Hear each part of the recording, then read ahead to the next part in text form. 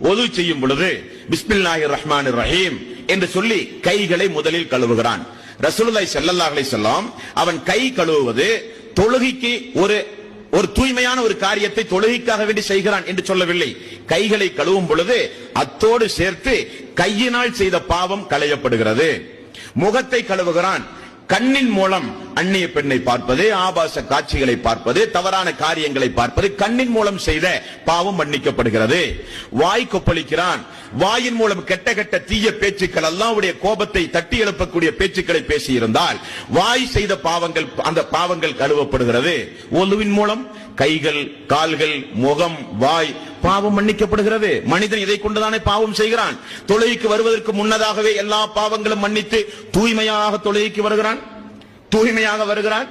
ரசூலுல்லாஹி ஸல்லல்லாஹு அலைஹி வஸல்லம் இன்னும் ஒருபடி மேலாக சொன்னார்கள், வீட்டிலிருந்து ஒது செய்து வாருங்கள்.